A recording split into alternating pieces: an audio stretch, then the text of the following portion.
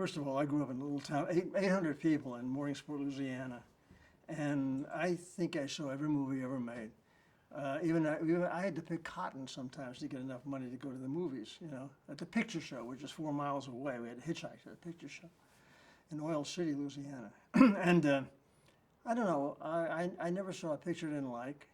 And from the time I was about 5 or 6 years old, people would say, "What are you going to be when you grow up, son?" And I always said, "I'm going to go to Hollywood and be a movie star." You know, always. I never changed, you know. Unfortunately, the Hollimans, who adopted me when I was a week old, always gave me the feeling I could do anything I wanted to do. You know, I could be anything I wanted to be. And they were wonderful. And when I was my dad had died when I was 13, so when I was 14, I left home and kind of slipped away a little bit. And I hitchhiked from there in Louisiana to Hollywood. I had my 15th birthday on the highway. I went to Hollywood to get into the movies, you know. And I was there a whole week before all my money ran out. And I hitchhiked back home.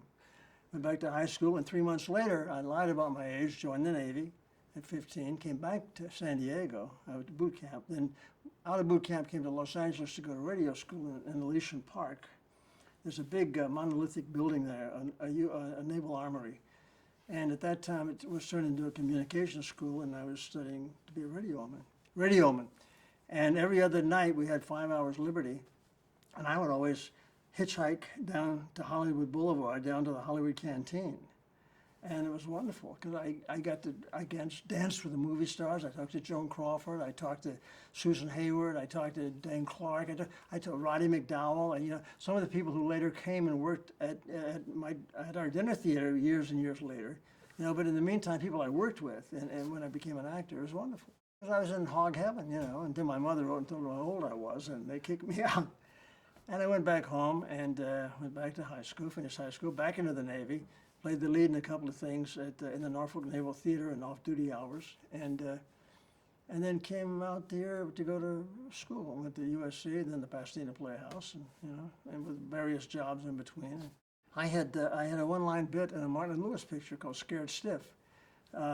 Dean Martin stepped out at Paramount. Also, he started at Paramount as well, and Dean Martin stepped out of the elevator and said, "Which way is room 1401?" I said, "Straight down the hall and turn to the left."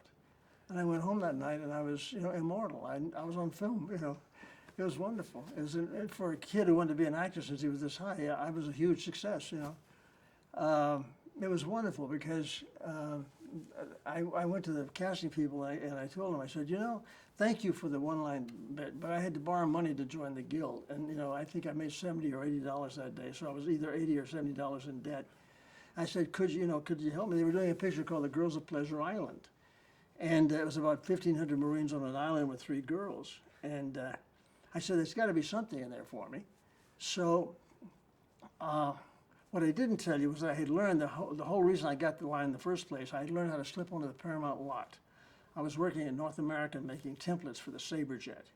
And once a month I'd take off and I'd go to Paramount. And I just, at the guards at the mill gate, I would say, "I got an appointment with Victor the barber." And I'd go in, there's no problem. I had learned this anyway. And then I'd hightail it around to all the sets. So in the meantime, I had met a guy named Paul Nathan, who was Hal Wallace's associate producer. And we became friends. And every time I would go to the studio, I would go by and say hello to him. We just hit it off. And he was the one who gave me the one-line bit in the Hal Wallace film. And after it was over, I went to the guys and I said, "What about giving me something? And you know, there must be something in the Girls of Pleasure Island."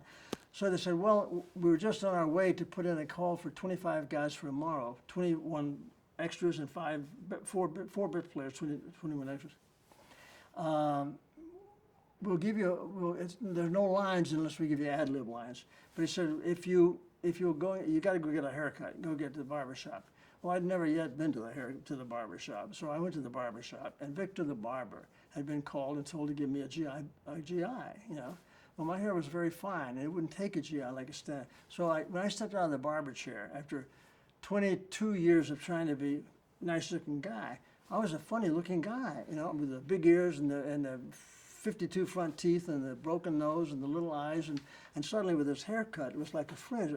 Truman Capote, I think, had something like that at the time. He and I were the only two, you know. But it was a very funny looking guy. And I went on the set the next day, and I really hammed it up. And you know, we were all of us yelling up at these three girls in a balcony in a window, all of us 25 Marines. And when they saw the rushes, they liked me. And they called me in, and they signed me to the picture. To use me kind of almost like a glorified extra, but whenever they wanted a familiar face, you know. But the story began to snowball about this guy with a funny looking haircut. And suddenly, Paul Nathan passed the word along, and I had one of the big guys, Jimmy Townsend, William Morris, and Gersh at Sam Jaffe office, and they both offered me a contract, you know. And I went with Gersh, and they took me out. He took me out to 20th right away, and I went into my first actual part, which was a picture called Destination Gobi with Dick Widmark, and there was about 7 guys in the Gobi Desert riding camels and horses and, you know, and all kinds of stuff. And went from there. By the 6th picture, I was doing the second lead, comedy lead, and by my 15th picture, I got the, you know, the Golden Globe for Best Supporting Actor for The Rainmaker with Katharine Hepburn and Burt Lancaster. I mean, I was the lucky guy, you know. I was just incredible, my life. If I hadn't been for the haircut, it took me 15 pictures to get rid of the haircut. I'm not kidding. You know, I had a funny looking haircut. It was a gunfight at the OK Corral. I finally, playing Burt Lancaster's deputy, I finally was able to get rid of it. But that's how I got into pictures. So yes, what was it like then? It was a whole different thing then. I was right on the tail end of that wonderful glamorous period. You know, this was '52. And people were the big stars were beginning to leave and set up their own production companies, you know, through MCA, et cetera. I was never signed to a 7-year contract.